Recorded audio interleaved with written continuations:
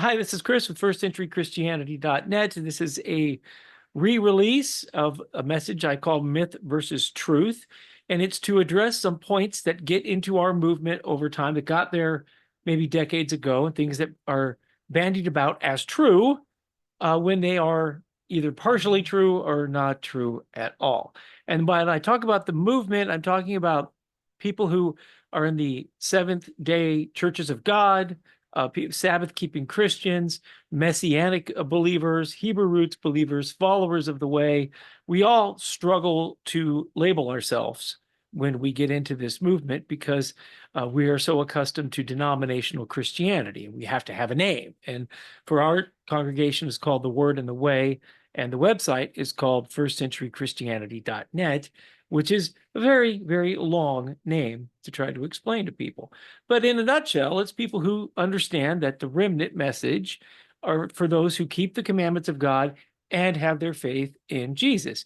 Commandments of Yahweh, faith in Yeshua. That's more accurate today, the Torah plus Yeshua. And we get into this. Sometimes we pick up some bad stuff along the way. The first one on the list here is that the Sabbath was changed by the Catholic Church. Well, they sure do like to claim it, that's for sure, except they didn't come into creation until 325 AD. That's when the Emperor Constantine called a council to Rome to unite the Christian churches and to unite all religions in Rome for political reasons. He wanted peace in his empire. The word Catholic is from Catholicos, which means universal. He wanted a universal religion, and so compromise abounded. And one of the first things they did was making it uncomfortable for people who claimed to be Christians to keep the Sabbath, which of course we know is absurd. That the Sabbath was never done away with, and that Christians, we have record of them keeping the Sabbath until almost the 400s, and it was outlawed by the Roman Church. That's true, but people started to stray in about in the early hundreds. There's an epistle of Barnabas is the earliest documentation of people switching from Sabbath to first day worship, and he was wrong.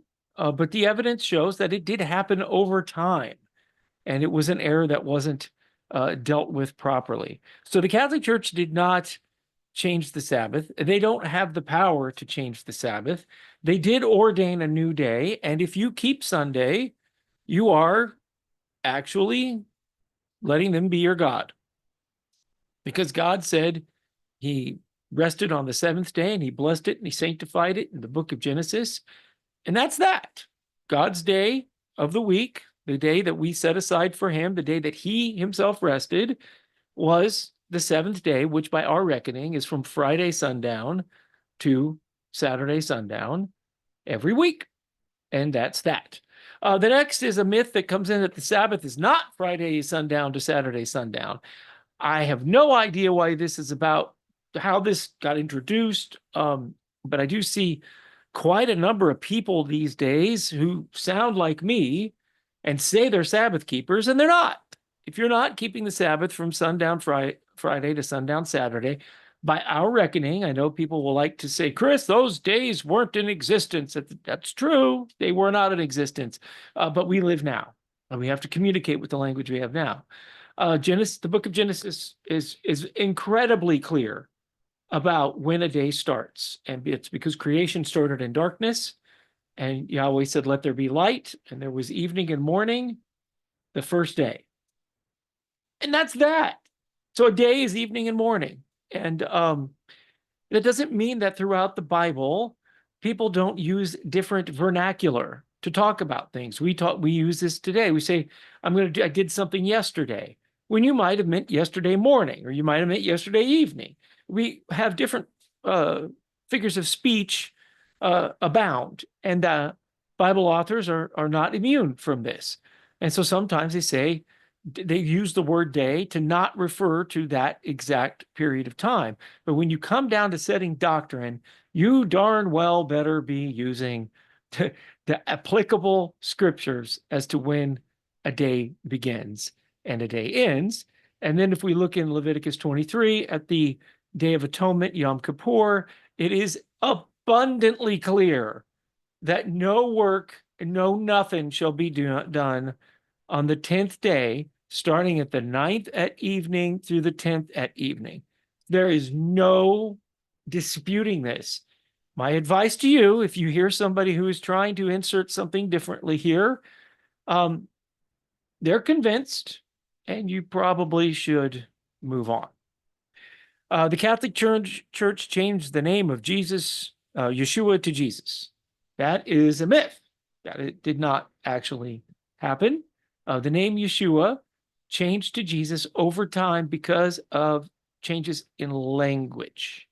The J sound was a Y sound when they started using Latin to talk about it, and they would call him Yeshu or Yeshua, and they were just trying to transliterate his Hebrew name. And it went from the Hebrew Yeshua, which means the word salvation. It's a double meaning, like when you name a little girl Grace. So his name was Salvation, and that's Yeshua in Hebrew. And it turned into Yesu in Greek, Iesous. And then they transliterated that into Latin. And then over time, it turns into the word Jesus. It's not bad to say the word Jesus. It is how most of us learned the truth, and that's what's in the Bibles. And we have the miracle of Acts 2 as our guide. When all the people present had heard Peter talking, when Peter was full of the Holy Spirit, the Ruach HaKodesh, they all heard him talk in their native tongues. So they weren't all immediately given the ability to understand the most perfect Hebrew. They were all, Yahweh communicated to all of them through his servant Peter in a way they could understand. And that's just fine. It's just fine to absorb the information the way we are. Yahweh knows how he made us. He knows when he made us. He knows our society. He knows our troubles. He knows our problems. He knows how we receive information. And so it's fine. Now, it's better to learn the Hebrew words and learn the real Hebrew words. And it's better because there's a lot more meaning involved, but you're not sinning and you're not hurting anybody if you say Jesus and God instead of Yeshua and Yahweh. The next myth is that Constantine invented Christianity. That is not true at all. I talked about this a second ago. Christianity exists from Acts 2 on. I mean, actually, you could talk about it from the Gospels, because Christianity just means believing in the Messiah. The word Christos in Greek is what was used for Messiah in Hebrew about 200 years before Yeshua. When the Greek Bible or the Hebrew Bible was translated into Greek, we still have this Bible to this day. It's called the Septuagint. And that's when they decided to say Messiah equals Christos. Christos means to put oil on something. Messiah means to be anointed by extension by oil. So the first century believers would have called him Christ. And they would have had no problem calling him Christ. They would have had no problem calling themselves Christians either. That's another one of the myths, is that Christianity, that it was an epithet. It's not an epithet. It's just Greek. And it was okay to call themselves Christians because that means followers of the Messiah. Today, I would call myself a Messianic because it has more of the Hebrew flavor to it, because I believe that the Messiah was a Jewish, Hebrew-speaking Jew and of the son of David, right? Right? It's just better. It's just better to go that route, but it's not bad to say the word Christian. The next myth is that December 25th is Jesus's birthday. That's absolutely hogwash. The Bible does not record the Messiah's birthday at all. If you want to figure it out, you can by figuring out when John the Baptist is born and then working 6 months off of that based on the order of Abijah, that the order of John's father was a priest and he served in an order. So you could figure out when he was serving, and you could figure out when when Elizabeth became pregnant. And then by extension, you can figure out when John was born, and you know that Yeshua was 6 months, and so on and on and on and on and on. But if it's that hard to figure out, it's not important, okay? You can figure it out. And Yeshua was most likely born in the fall, right about the time of the fall holy days. December 25th is the day of a pagan god, and it first shows up as Christmas about 355 AD. It was not observed by early Christians at all. In fact, the first Christians of the nations, the first people who were, all the people who came into this faith from the nations, stopped observing December 25th because they were doing that as the birth of a pagan god around the time of Saturnalia. I think the pagan god's name was Mithra. They were doing that, and they stopped doing that to begin observing the Torah, because through the blood of Messiah, they and we are adopted children of God. Christmas has nothing to do with the Bible and should not be observed by Christians at all. The next one on the list is we're supposed to observe Easter as the resurrection of Jesus. And Easter is literally a pagan holiday. And because it happened right around the time of Passover, they kind of blended the two things together. When Constantine and the Catholic Church were trying to make a universal religion, they had no problem mixing. And so this pagan fertility goddess thing got mixed into Christianity. And not true. We shouldn't do that whatsoever. We should flee from this. Easter bunnies and eggs and things of the like have nothing to do with commemorating the Son of God, Yahweh's Messiah. They just don't. And earlier when I was talking about myth versus truth, some of these are myths from our movement, and some of these are just myths from Christianity, by the way. So don't want you to think that these are these things that I'm listing now are floating around in the Messianic movement. They aren't. These are the things that motivate us. This Easter and Christmas are things that motivate us to get away from the Babylonian Christian system and get into the faith once delivered, which is shocking information if you've never heard somebody talk like that before. But Sunday Christianity is a Babylonian confused system of mixing pagan rites with the worship of the true God, which is expressly forbidden in the entire Bible. The next one is that the Jews somehow changed the name of Yeshua. There's myths in our movement that Yeshua isn't Yeshua, and it is. In fact, people today can still be called this in Hebrew. And the name is Yeshua. Comes Isaiah 52:10. It says, those who will behold the salvation of Yahweh. That word salvation there is Yeshua, and that's his name. He is the Yeshua of Yahweh. He's the expression of Yahweh's salvation. So the name Yeshua is not in doubt, doesn't need to be retranslated or any such thing. They're not hiding anything like that. There is another part of this where some people believe that Yah, Y-A-H, or E-L has to be in every name of every prophet, meaning that they all have to have something to do with Yahweh or something to do with Elohim. This is also another myth. I don't know if it's on the list. Hopefully I don't have to repeat myself, but if it's off the screen. Because as we know, Abraham, Moses, Miriam, Aaron, a host of people in the New Testament, Timothy, these people's names have nothing, have no association with Yahweh or Elohim at all. And so Yeshua's name, if it, in the long form, does. Yehoshua means Yahweh is salvation. So you could call him Yehoshua if you wanted to, which is the equivalent of Joshua. But his name does not have to have Y-A-H in it or Y-E-H in that instance. And the prophets don't have to have that. Paul's didn't. Peter was the rock. He wasn't named Rock of Yahweh.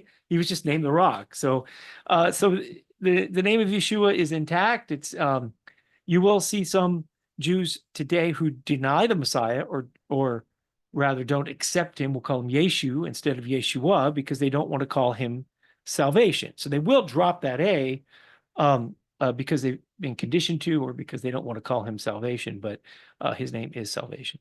The next one on the list here is that Yahweh was never called Lord. Oh, please, please stop. In fact, there's a Bible out there called the Scriptures where they actually used Control F, find and replace on a keyboard to change where Lord was used to refer to Yahweh every time in the Bible, because they got it in their head that somehow the word Lord was bad. It's not bad, and Yahweh is called Lord several times, and the word Lord can even be applied to other people and be a term of respect. The word in Genesis 18:3 and 24, Abraham calls Yahweh my Lord. He calls him Adonai, and that's just fine. In fact, it's probably a good idea, should you ever find yourself talking to Yahweh directly, that you not take his name lightly. You probably want to find yourself on your knees saying, my Lord, and being in terror of being in the presence of the most holy being in the universe. The word Lord is not preferred to call Yahweh. When he introduced himself in Exodus 20 to the mixed multitude, millions of people, he said, Ani Yahweh Eloheinu. I am Yahweh your Elohim. He said that. He gave him his name. We're supposed to know his name. And he says, you have no other Elohim before him. So we have to be very reverential, but we also have to be realistic. And the word Lord, Adonai, turns into Kyrios in Greek. In Greek, it's even less formal. Like, it's almost the equivalent of saying sir in English. Lord means Baal and must not be spoken. Again, it's extension of what I was just saying. It's just not true. And in one place in the Bible, it says it calls Baal Lord. And people took that and just multiplied it out to say, we can't ever use that, and expunged Bibles and we just really need to be sober-minded when we look at this stuff. The word Lord is simply not bad, and it's just the way it is. And then by extension, when they called Yeshua Lord, that means he's Yahweh. A lot of people who read the New Testament think that because Yeshua is called Lord, that actually means he's Yahweh, because our English Old Testaments often say Lord, L-O-R-D, in all caps, when the word Yahweh is supposed to be there. I wish they didn't do that. I wish it said Yod He Vav He, where it's supposed to say Yahweh. That would have been better. Yeshua is not Yahweh. He's the son of Yahweh. He's Yahweh's anointed one. And you can call him Lord, and you better, because when he's in presence, then you are effectively in the presence of the Almighty. The word Christ or Christian is somehow bad. That's also untrue. Christos was chosen for Messiah, as I mentioned this earlier, by those who translated the Bible into Greek 150, 200 years before Yeshua. And the next one on the list here is that Yahweh's name, or El, must be present in the name of every prophet. We've already talked about that one as well. And then we get to some big ones. The ones that are unique to our movement here is that Paleo-Hebrew can tell us how to pronounce Hebrew words. No. The Hebrew was not written with vowels until the Masoretes put the vowel points in there. So if you see Yod He Vav He written, whatever script they're using, there's three scripts. The Ashuri script is what you would see Hebrew as today. The Ivri script is the one where the Yod looks like a kind of a rake. And then there's the Paleo, which is a pictographic hieroglyphic one. Those ancient languages don't have vowel points. So you can't. It's just not, just no. and I don't know why this comes up, because I've seen people say, no, his name's pronounced this way. And then they throw the Paleo-Hebrew characters at me, or the Ivri script at me, and they say, see, it says this. And I'm like, I don't understand. I'm by no means am I even a Hebrew speaker. I'm just a guy who looked up a lot of stuff on accredited sources when these zany things were presented to me. And the pictographic Hebrews is a bunny trail that you can spend a lot of time on and come out the other side stupider than when you went in.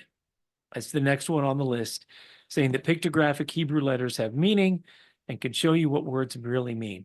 No, no, no, no, no, no.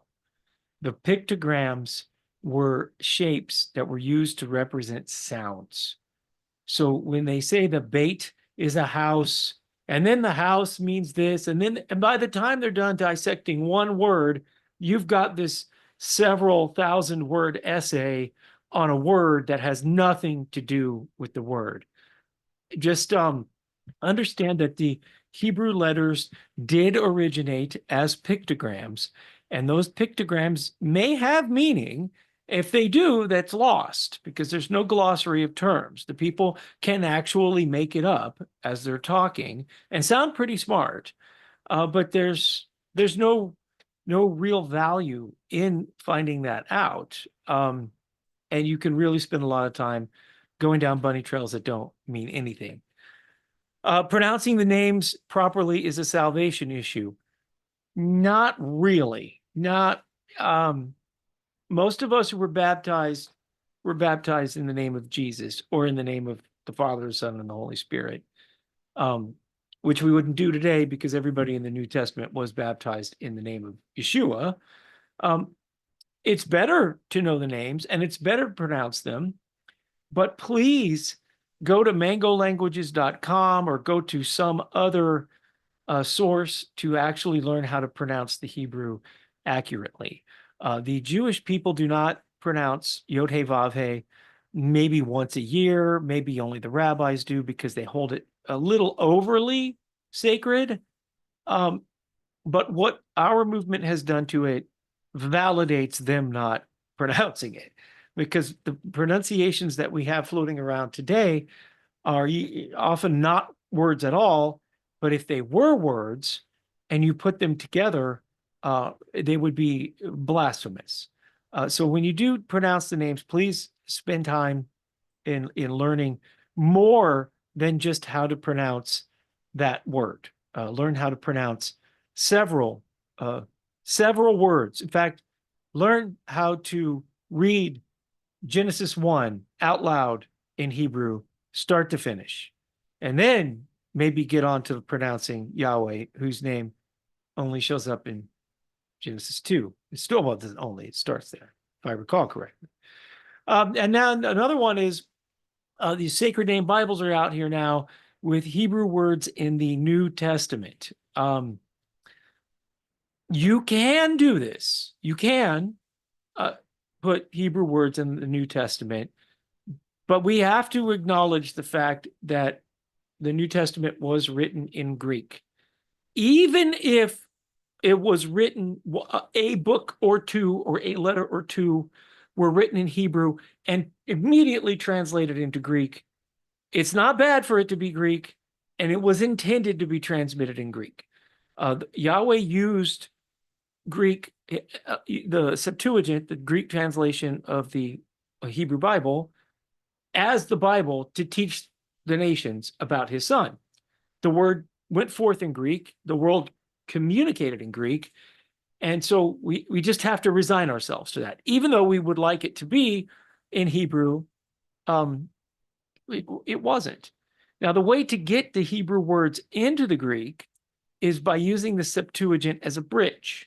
So when the New Testament authors quote the Old Testament, maybe more than they have in new information. It may even be more quotations in the New Testament and the Old Testament than there is new information in the New Testament.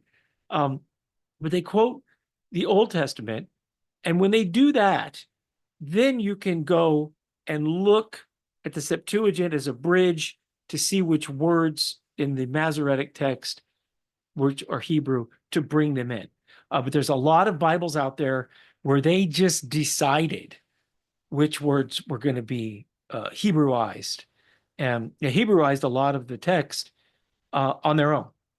And that's just not not really where you want to be, because then instead of reading the Bible, you're reading somebody else's representation of the Bible. And that's kind of why we got into this. We kind of didn't want to listen to the pastor or the priest tell us what to believe in the first place. And I think the last one here, which is, I guess, is appropriate, uh, is that the Aleph and the Tav equate to the Alpha and the Omega and point to the Messiah. The Aleph and the Tav spell a simple word that just doesn't translate into English. A lot of people think this Aleph and Tav is something hidden, and that it's supposed to be hidden, right? And then we even say that the Aleph and Tav in Genesis 1 mean that Yeshua created the heavens and the earth. Well, we know from the New Testament when Paul wrote that through him all things were created. Paul tells us plainly that Yahweh created the world through Yeshua, that Yeshua is mediator, and he's the word, he's the light of the world. So there's Yahweh, there's Yeshua, there's the rest of us. That order. So we know that from the New Testament. In Genesis 1, this is Bereshit bara Elohim at Shemayim v'ataretz. It says, in the beginning, Elohim created, and then the Aleph and Tav, heavens, and then Aleph and Tav, earth. So the Aleph and Tav are on the wrong side of the verb for it to be true, if you can understand what I'm saying. So if it said, in the beginning, Aleph and Tav created the heavens and earth, okay, then we could go there. But it says, in the beginning, Elohim creative, Aleph Tav, heavens, Aleph Tav, earth. So it's just a direct object marker. It's just grammar. Now in the book of Revelation, it says, I am the Aleph and the Tav, I'm the beginning and the end. And when in those cases, when it says Alpha and Omega, when it says those things, yeah, okay, there's something there to the beginning and the end. It's probably not as deep as we think. It's probably just how the literature was used to declare the beginning and the end. But we need to make sure we don't go too far with this stuff. The Aleph and Tav one is something that it really had a life of its own about 5-10 years ago. And it's a big myth in our movement that this has a lot more meaning to it than it really does. When in reality, in the Old Testament, it doesn't get translated because we simply don't have that equivalent grammar in English. Sorry for making this one long. Sorry for redoing it. I'm sure after I send this one out, somebody will correct me or tell me I forgot something, and I'll have another task to do it again. But if you like it, let me know. If you don't like it, you can also let me know, just on the down. Okay? Thank you so much for watching. I hope you have a blessed week, and I hope this helped you in your walk. And may Yahweh bless you and keep you in the name of his son, Yeshua.